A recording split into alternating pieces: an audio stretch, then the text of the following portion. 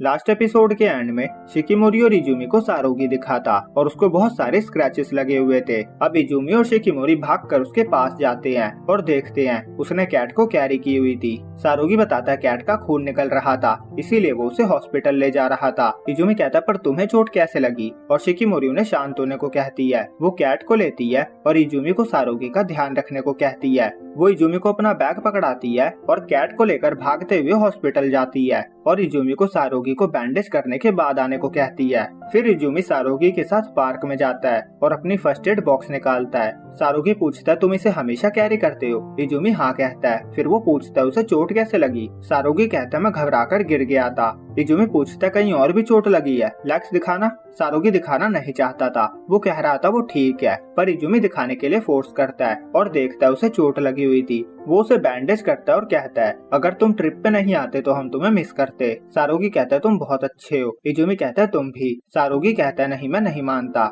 Izumi कहता है फिर भी मेरे माइंड में तुम हमेशा अच्छे रहोगे। फिर वो हॉस्पिटल जाते हैं। शिकिमोरी बताती है कैट सेफ है, उसे कोई जानलेवा चोट नहीं थी, पर फिर भी आज वो उसे हॉस्पिटल में ही रखेंगे। फिर वो पूछती है वैसे उसे रखेगा कौन? सारोगी कहता है मैं रख लूंगा। शिकिमोरी और इजुमी कहते हैं अगर कभी भी कोई हेल्प की जरूरत हो तो हमसे कहना। सारोगी कहता है ठीक है, अब मैं घर जा रहा हूँ। शिकिमोरी और इजुमी उसे रोकते हैं पर वो नहीं रुकता। फिर वो कुछ दूर जाकर पीछे मुड़ता है और दोनों को थैंक्स कहता है। वो कहता है मैं ये स्कूल में ही कहना चाहता था पर नहीं कह पाया, मैं भी श्राइन जाना चाहता हूँ और मैं बिल्कुल ठीक हूँ, मेरी चिंता मत करना। और फिर वो फटाफट भाग जाता है। इजुमी और शिकिमोरी कहती है कल मिलेंगे। सारोगी रुकता है और सर हिलाकर हाँ कहता है और फिर चला जाता है। शिकिमोरी कहती है वो स्कूल में ही कहना चाहता था पर नहीं कह पाया था, जैसा कि सबने कहा था। वो अच्छा है, बस थोड़ा शाय है। वीडियो में आगे बढ़ने से पहले अगर अभी तक आपने लाइक और सब्सक्राइब नहीं किया है तो कर दो, और 400 का लाइक टारगेट है तो होप सो आप पूरा कर दोगे। Back to the story.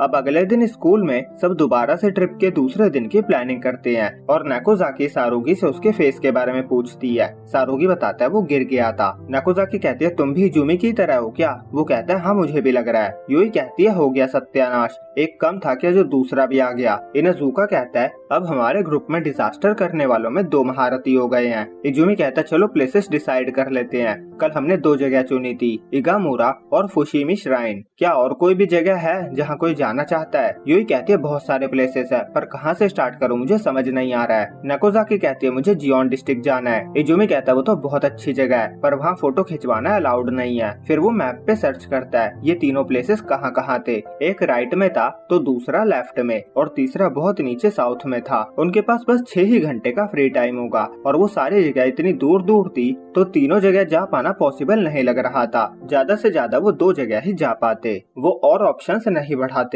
और इन्हीं 3 ऑप्शंस में से चूज करते हैं। वो पेपर पे तीनों प्लेसेस के नाम लिख लेते हैं और 3 काउंट पे जो जहाँ जाना चाहता था उस जगह को चुनने को कहते हैं। शियोन और यूई इगामारू जाना चाहते थे, नाकोजाकी और सारोगी फुशिमी श्राइन और शिकिमोरी और इजुमी जियोन डिस्ट्रिक्ट। और इस तरह भी वो एक डिसीजन पे नहीं आ पाए थे क्योंकि उनके वोट्स इक्वली तीनों जगह पे डिवाइड हो गए थे। यूई नाकोजाकी से कहती है तुम तो जियोन जाना चाहती थी ना, तो वो क्यों नहीं चुना? वो कहती है मैं तो सब जगह जाना चाहती हूँ, इसीलिए मैं कंफ्यूज हो गई थी। वो सब सोचते हैं वैसे तो सारी जगह ही अच्छी है पर अगर एक चुनना ही है तो अब वो रॉक पेपर सीजर से डिसाइड करेंगे। तीनों ग्रुप से एक एक पर्सन खेलता है और सारोगी जीत जाता है। उसे खुद बिलीव नहीं हो रहा था वो जीत गया। वो चिल्ला रहा था, किसी को समझ नहीं आ रहा था वो खुश था या दुखी। और वो फुशिमी श्राइन चुनता है। फिर वो कहता है वैसे क्या हम ये तीनों जगह नहीं जा सकते? इनाजुका कहता है नहीं ये पॉसिबल नहीं है। इजुमी कहता है नहीं हम जाएंगे, मैं कोई ना कोई रास्ता ढूंढ लूंगा, मुझे क्योटो के बारे में बहुत कुछ पता है। अब स्कूल से घर जाते हुए शिकिमोरी और इजुमी पार्क जाते हैं। शिकिमोरी पूछती है वो मैनेज कर लेगा ना? इजुमी कहता है मुझे पता है तुम्हें मेरी चिंता है पर चिंता मत करो, मैं प्लान बना लूंगा।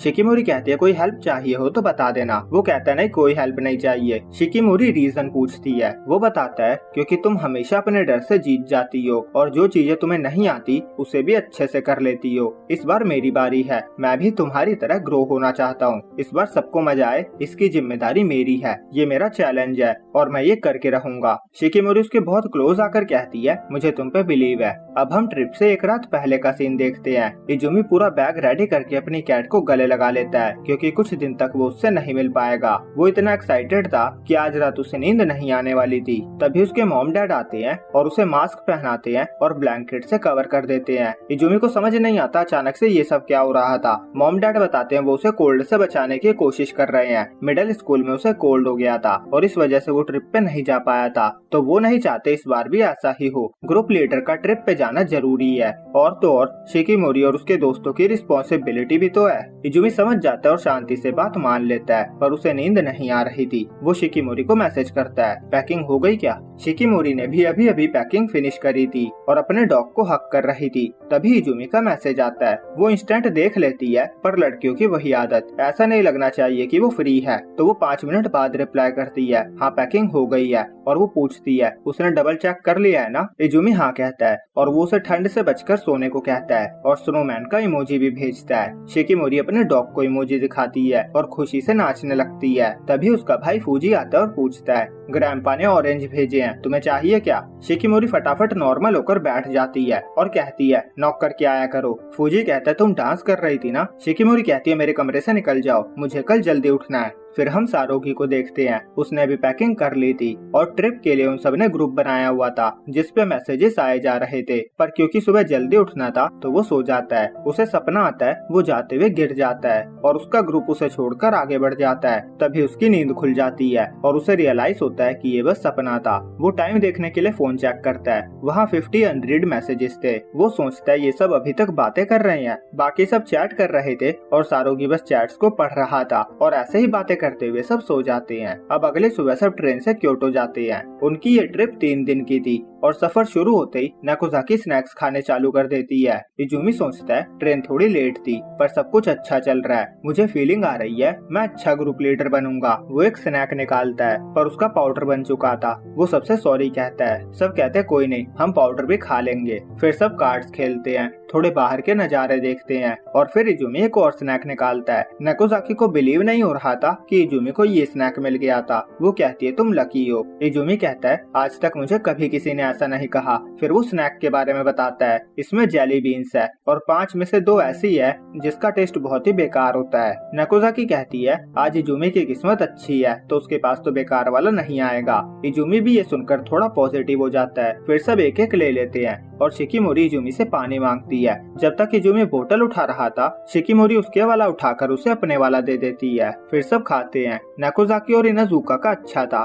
पर क्योंकि शिकिमोरी ने इजुमी वाला खाया था तो उसका बहुत ही बेकार था और इसीलिए उसने पहले से ही पानी मांग लिया था। इजुमी को बिलीव नहीं होता शिकिमोरी को बेकार मिला। शिकिमोरी कहती है आज तुम्हारी किस्मत सच में अच्छी है और इजुमी के अलावा सबको पता था शिकिमोरी ने इजुमी वाला खाया था। उसने अपने प्यार के लिए खुद ही बेकार वाला पिक किया था और इजुमी सोचता है इसमें तो 2 का टेस्ट बेकार था ना, और इनाजुका और नाकोजाकी वाले का टेस्ट अच्छा था तो दूसरा बेकार वाला यूई के पास था। सबको ये पता था और उन्हें बिलीव नहीं होता कि यूई का कोई रिएक्शन नहीं आया था। यूई कहती है ये बेकार नहीं है बस थोड़ा अजीब टेस्ट है। इजुमी खुश था कि सबको मजे आ रहे थे और वो शिकिमोरी के कान में कहता है हमने जैसा सोचा था यूई का वो रिएक्शन देखने को नहीं मिला। और शिकिमोरी इजुमी के इतने करीब होने से लाल हो चुकी थी और यहीं पे ये एपिसोड एंड होता है। तो वीडियो अच्छी लगी हो तो लाइक और सब्सक्राइब कर दो। जल्दी मिलेंगे अगले एपिसोड में, जब तक के लिए बाय बाय।